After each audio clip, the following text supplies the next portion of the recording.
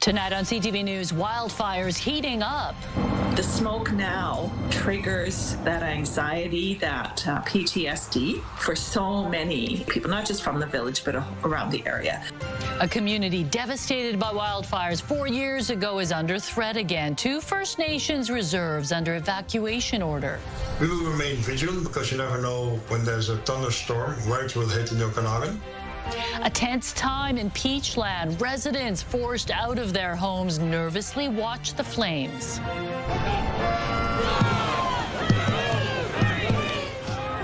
And North America's largest dragon boat festival, which has been in False Creek for decades, is canceled next summer. We'll tell you why.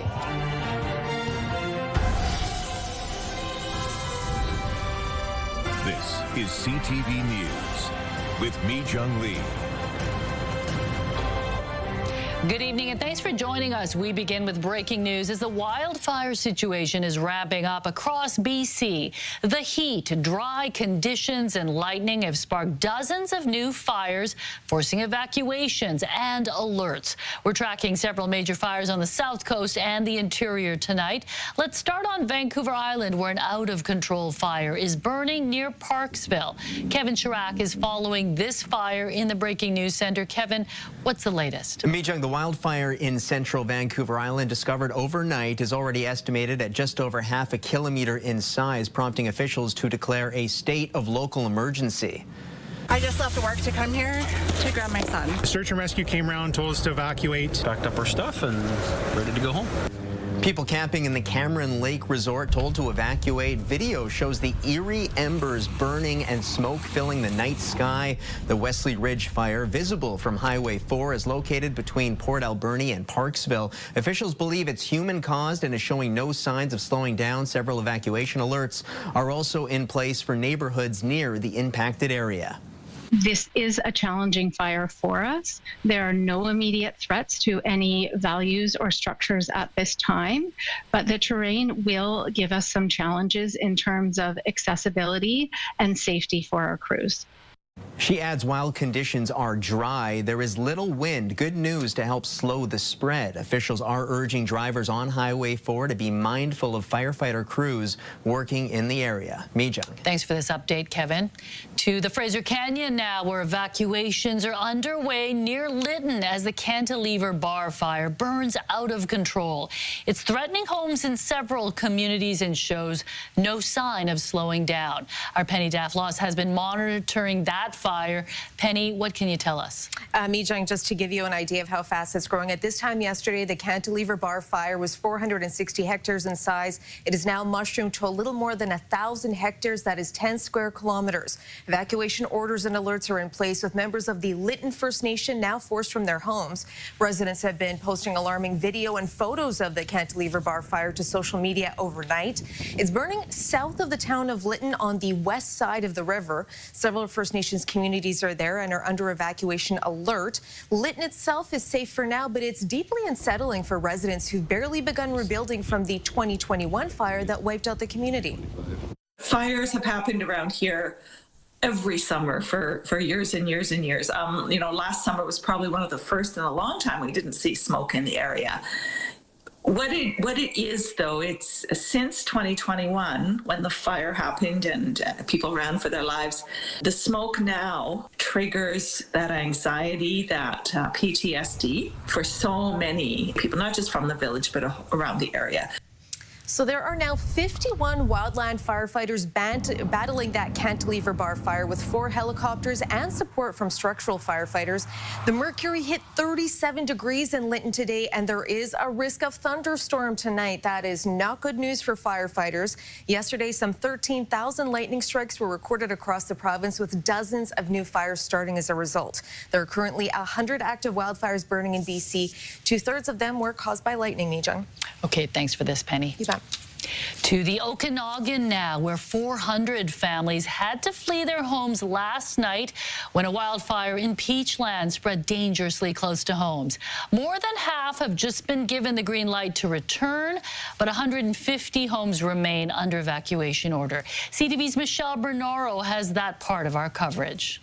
Plains in the smoky skies continue to battle an out-of-control grass fire, now estimated to be at least 57 hectares. We've had our skimmer group being supported by a bird dog, and they've been able to action the fire and reduce the fire behavior significantly. The fire is currently ranked at rank 2 behavior, meaning that the surface fire with some open flame and slow, moderate rate of spread. But the Drought Hill wildfire spread rapidly Wednesday afternoon along Highway 97 between Peachland and West Kelowna and is believed to have been sparked by a truck fire. The flames caused major backups along the highway and forced an evacuation order of about 400 properties, including the mayor's. It's always scary for some that when it happens. Residents were sent to emergency support centers. They're going to give us some clothing allowance so we can change our shirts and some grocery allowance. And so that's all we need for the next 24 hours. Within 2 to 3 hours, everybody has found accommodation through ESS, and also local peach owners took people in.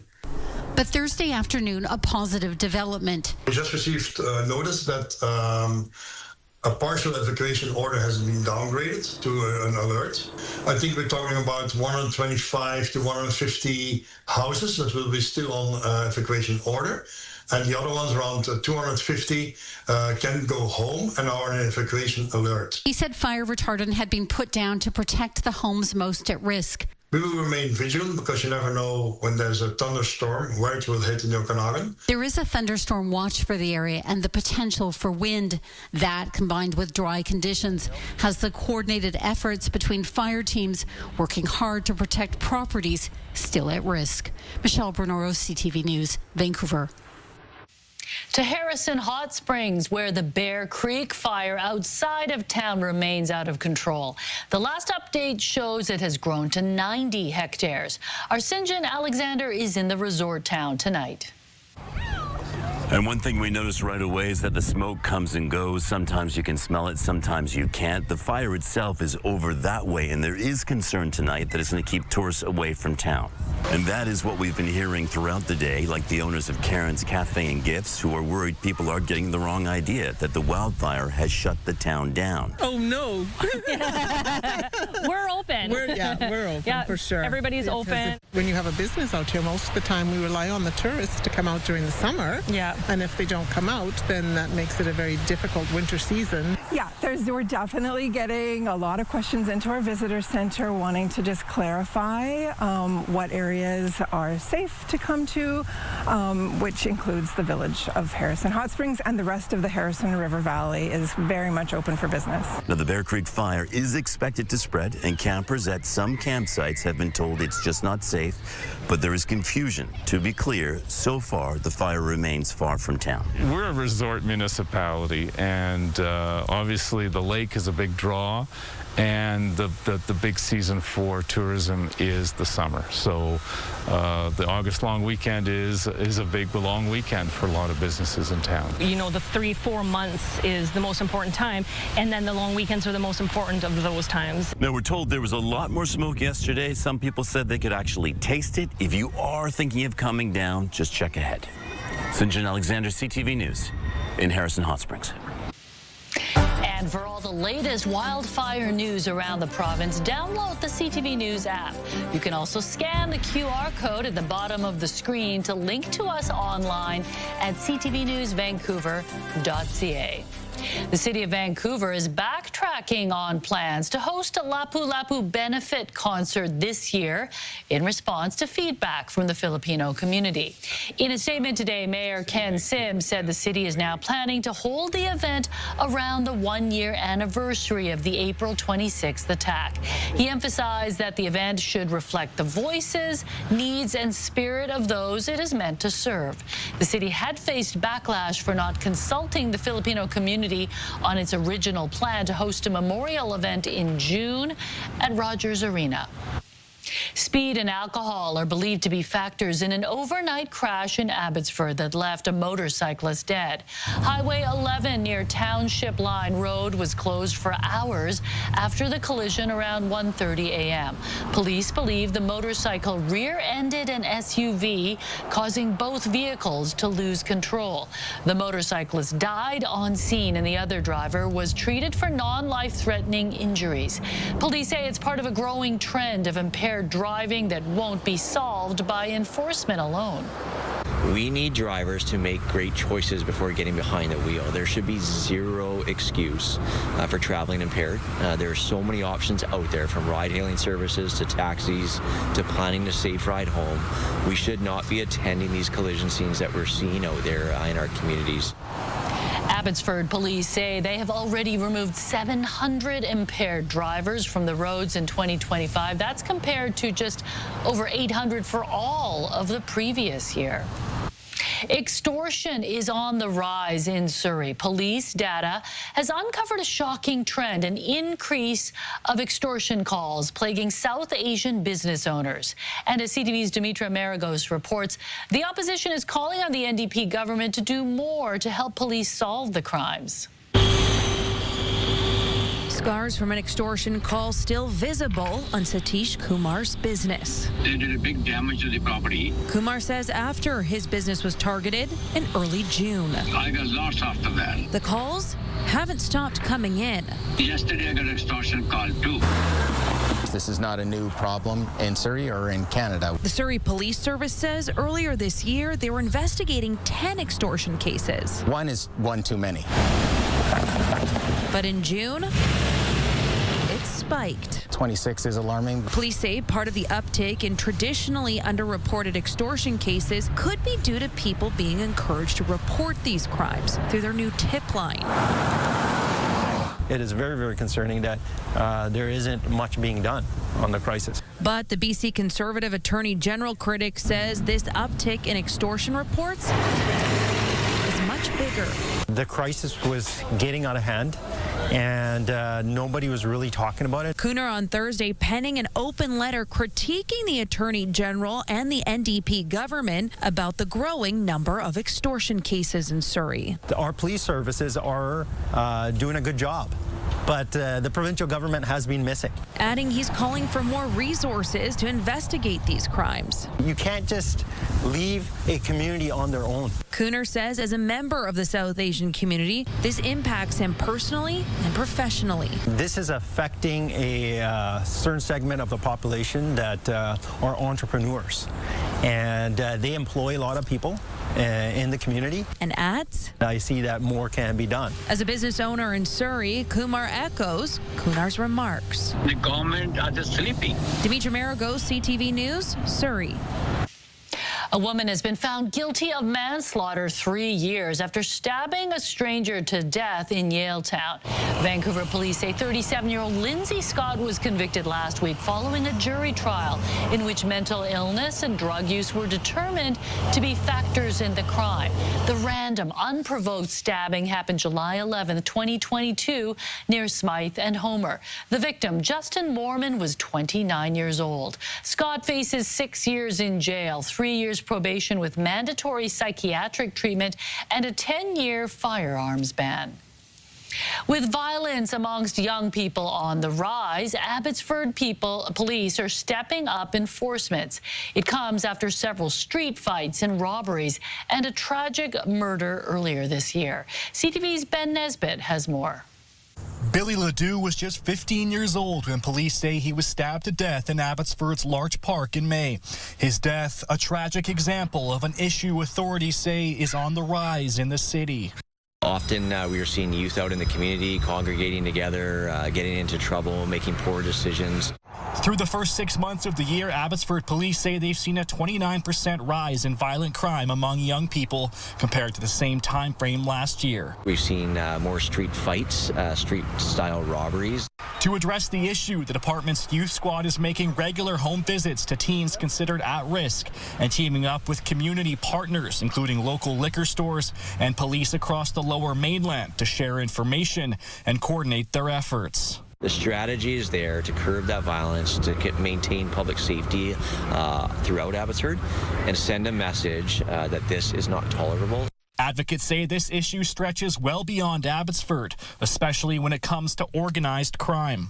These gangs, some coming from out east, Toronto and Montreal, that are utilizing these kids like dispensable resources. We're seeing this trend all across the Lower Mainland. Cal Dosanjh is a veteran police officer and the founder of the Kids Play Foundation, who helps young people stay clear of gang life. He says it's no longer just kids with rough upbringings involved, but those who come from privilege as well. They have everything they could possibly want, but they are still gravitating towards a lifestyle because it comes with power, violence, intimidation, money. Abbotsford police are encouraging parents to step in and have conversations with their children, especially if they're noticing changes in their behavior. Ben Nesbitt, CTV News, Abbotsford. Anti-violence advocates say women being murdered by men is getting out of control. 5 BC women have been killed in the last month, and tonight there are calls for changes within the justice system and demands for transparency from the province. CTV's Yasmin Gandam has that story. 5 deaths in less than 5 weeks. A vigil to mourn women killed at the hands of men and demand action. What can be changed going forward so that it doesn't keep happening over and over? On July 4th, Bailey McCourt was attacked with a hammer in a Kelowna parking lot. Her ex-husband, James Plover, has since been charged with second-degree murder. I think it does send a message that we are in danger, and especially when the man is violent and he has made the threat to kill her. Son is calling on a coroner's inquest into the death. We're left with no information about the history of their relationship and all the facts that we would need in order to demand change. CTV spoke with Attorney General Nikki Sharma earlier this week, who said the system failed the Kelowna mother. It's horrific. It's an example of a failure of a system to keep somebody safe that actually reached out for help, went through the court process, was searching for safety, and didn't get it. Just hours before he allegedly killed McCourt, Plover had been convicted of assault by choking and uttering threats. He was allowed to walk free while awaiting sentencing. She was seeking safety from the system, and it wasn't there for her. Is something that I think haunts all of us that are thinking about how we can do better. Meanwhile, a 51-year-old woman died in Richmond on July 18th. Her partner charged with second-degree murder. Concerned about how the city and the police is treating male violence against women and dismissing all of our concerns. In June, an elderly couple was found dead in Abbotsford in an alleged murder-suicide by the woman's partner. Earlier this month, a woman in her 60s from Surrey was allegedly killed by her male partner, and a 40-year-old woman was stabbed to death in Gastown. Police arrested a man who they say knew her. There's a pattern, and in the case of Bailey, she was fearful for her life, and the police was involved. I think that death definitely could have been prevented. Yasmin Gandam, CTV News, Vancouver. Toxic drugs killed nearly 300 British Columbians in May and June combined, according to the latest data from the BC Coroner's Service.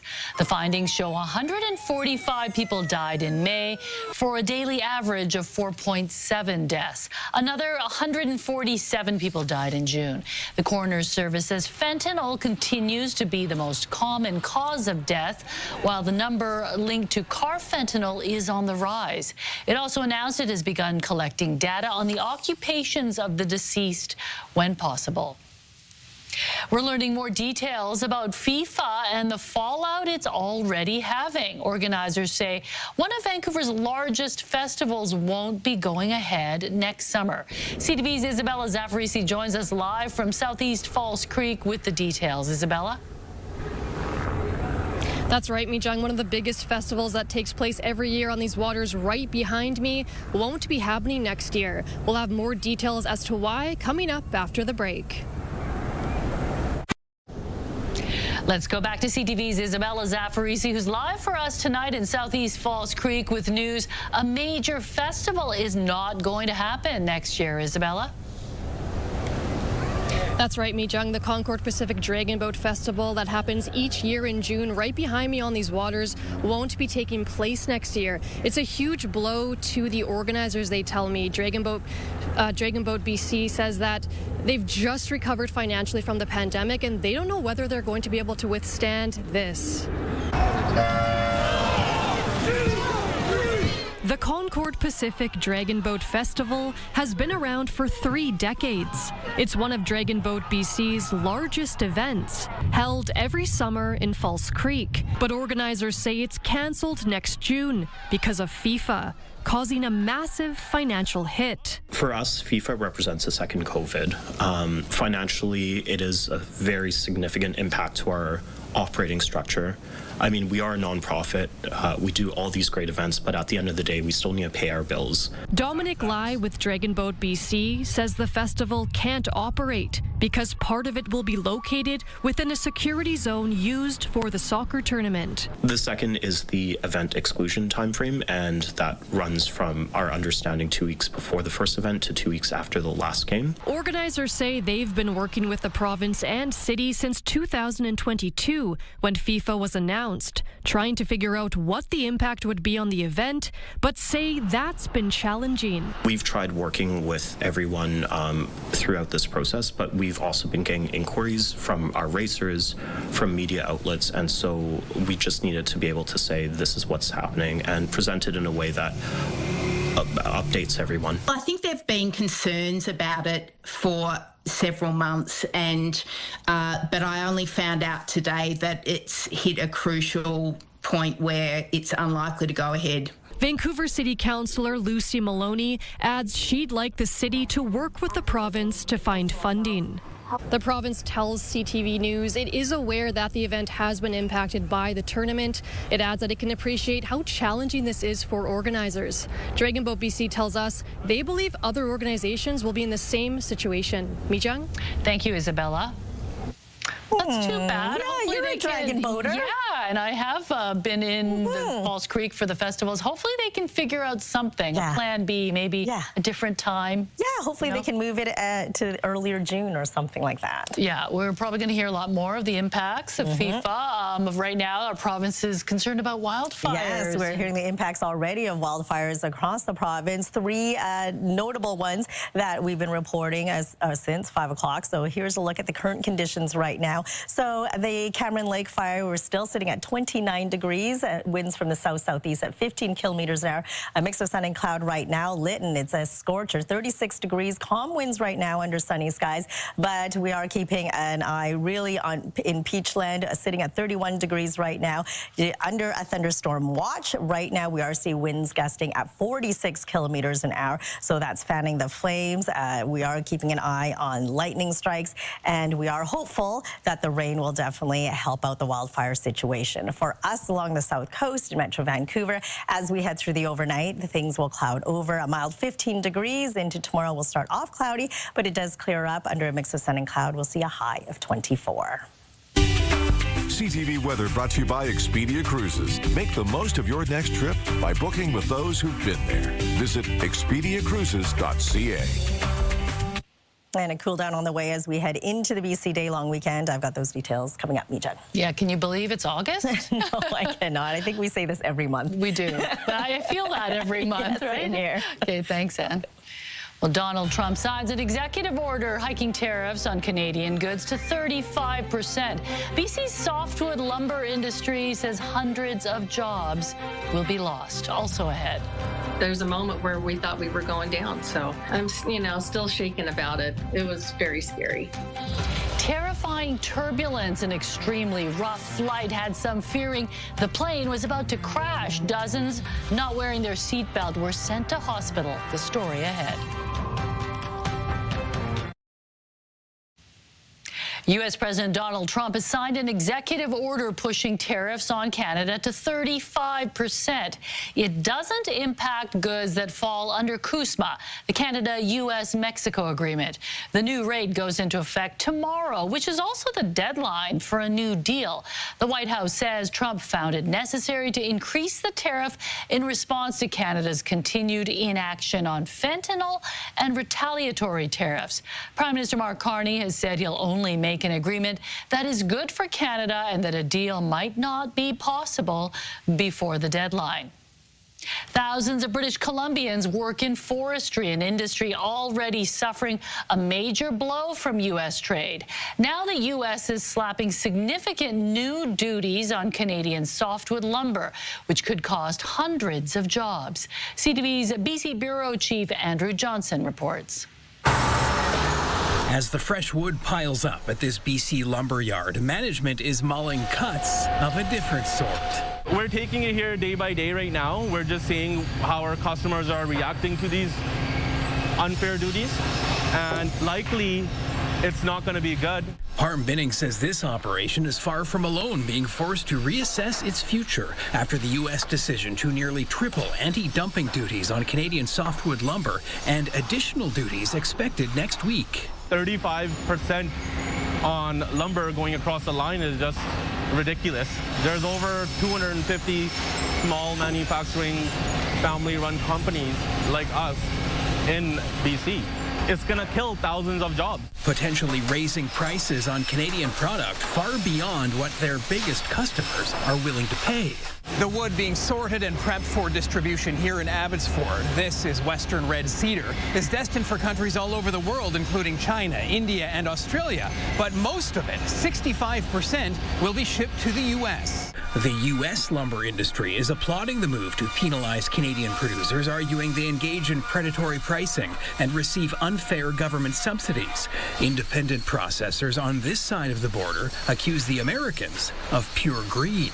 It just seems like a smack in the face again. And it's not just, oh, we may have to slow down for a while and lay some people. It's like, this might be the end of my business. Prime Minister Mark Carney has indicated solving the softwood conflict is a top priority in trade talks with the U.S., which is offering hope to those in the industry. This has been going on for decades and decades now. Let's find a way to resolve this. Andrew Johnson, CTV News, Abbotsford.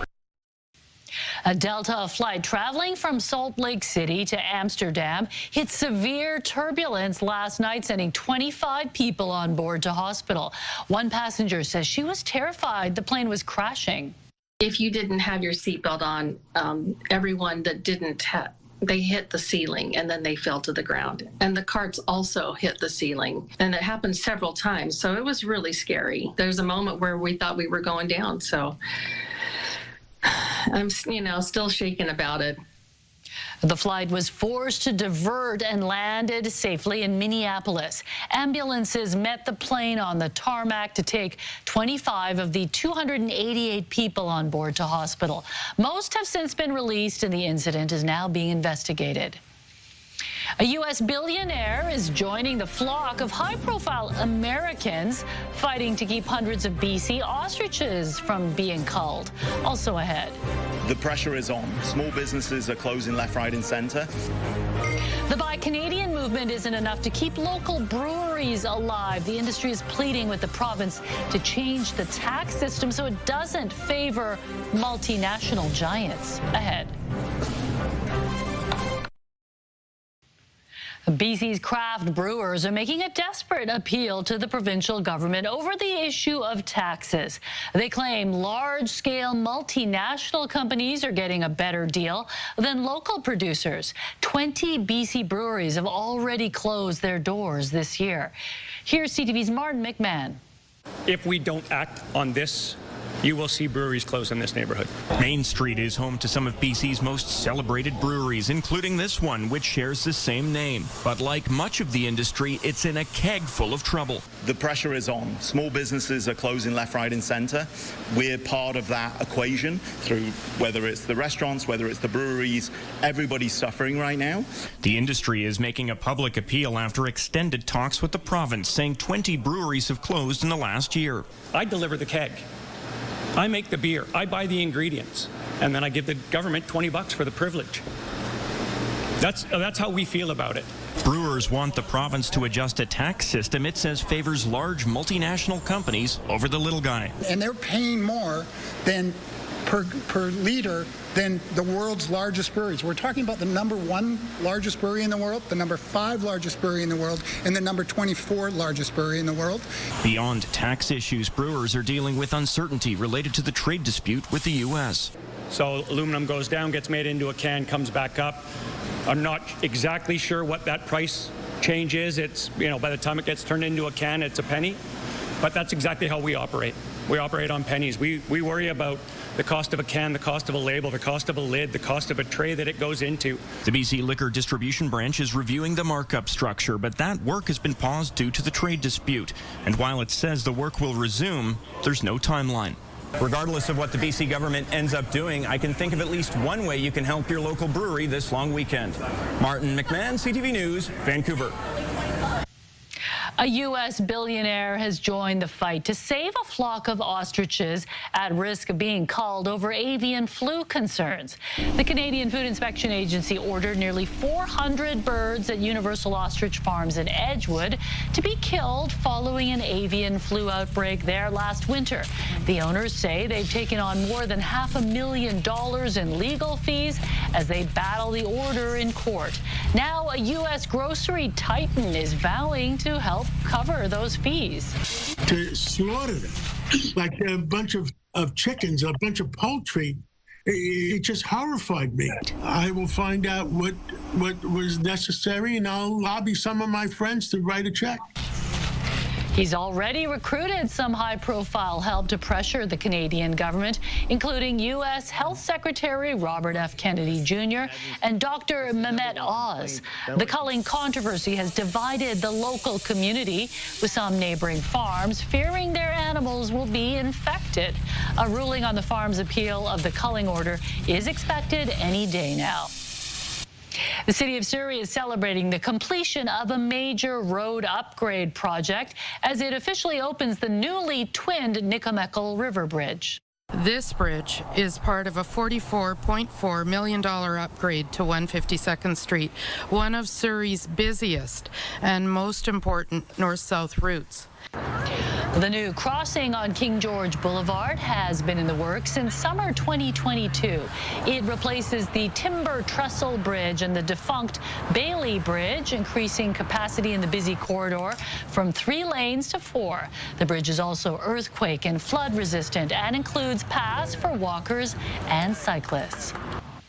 Adding fuel to the rumor mill, former Prime Minister Justin Trudeau is spotted at the Katy Perry concert. And oh, it's beautiful. Beautiful. A tooth for an eye, unusual, groundbreaking surgery that has restored the sight of a BC woman. That's ahead.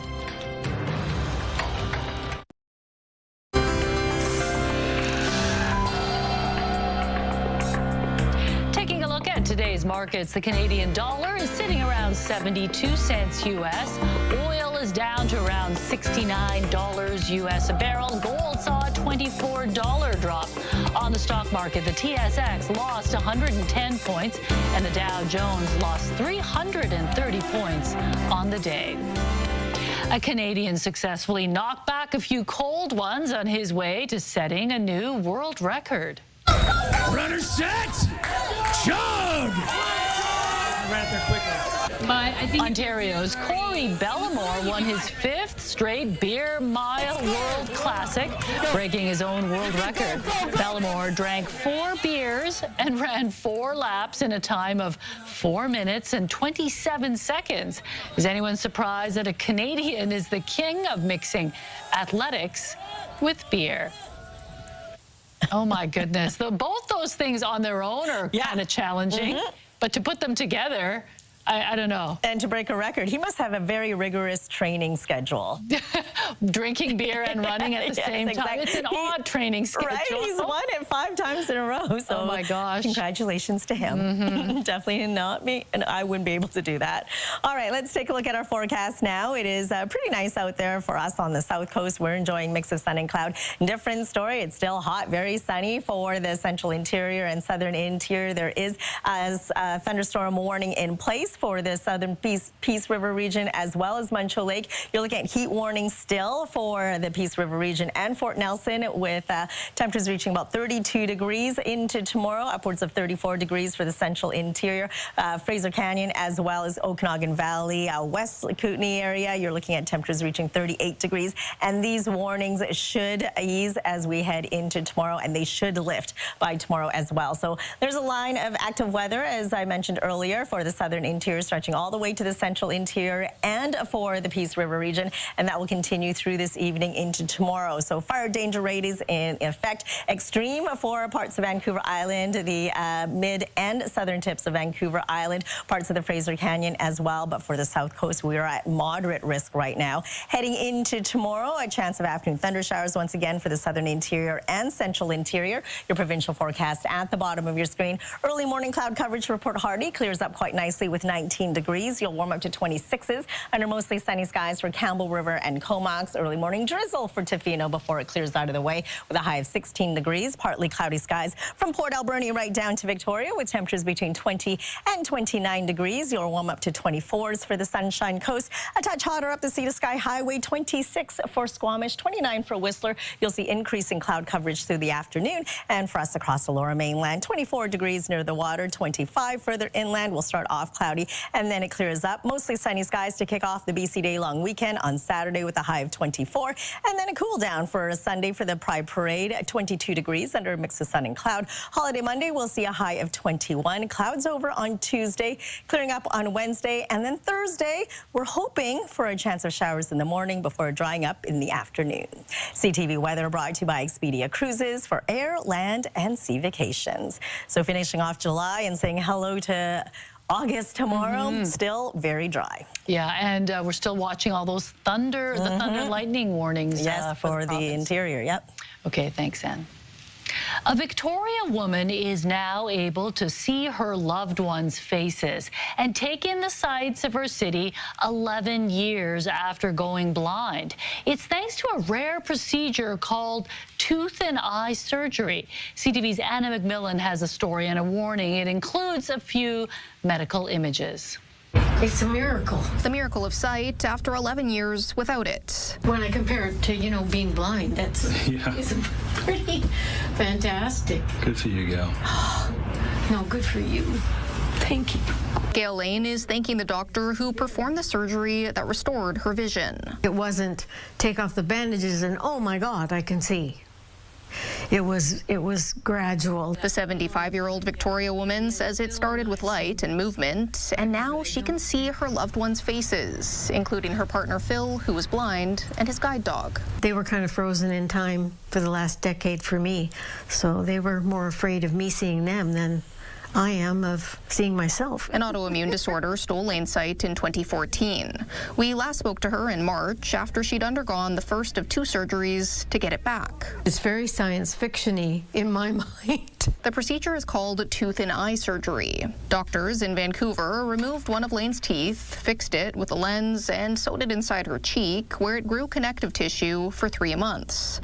During stage 2 in May, the tooth was attached to the front of her eye to replace her damaged cornea. It's one of the best feelings in medicine that you can have as a surgeon. Lane is the first of 3 people to have the surgery in Canada. To see them go from total dependence back into independence it's highly emotional for all of the staff who are looking after them, and it's thrilling for us. Dr. Greg Maloney says the operations are part of a pilot project. We're still working to establish the program as a funded ongoing service in Canada. If that happens, he says the surgical team will be able to help more people like Gail. What a feeling to be able to get any amount of sight back. the more the better, of course. But after having been blind, to be able to see anything is a wonderful thing. Anna McMillan, CTV News, Victoria. Also tonight, are they really a thing or just friends? Rumors roar after Justin Trudeau attends Katy Perry's concert in Montreal days after they were spotted dining together. That's still ahead. Plus, otter encounter. Adam finds out what happened after an unexpected passenger climbed onto a woman's paddleboard. Next on the Sawatsky Sign Off. Right now, here's a preview of CTV Morning Live. The deadline for a trade deal to be made with the U.S. is hours away. Friday on CTV Morning Live, the latest on negotiations and what it means if Canada doesn't sign a trade deal with the U.S. Plus, women's professional hockey is coming to Vancouver. How fans can get pumped up and meet the players as we sit down with forward Sarah Nurse. We'll see you in the morning.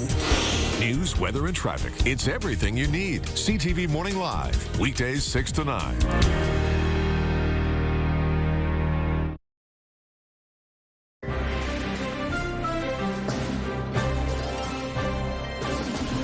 The mascot for the Seattle Kraken, Bowie, got quite the surprise while out shooting a video.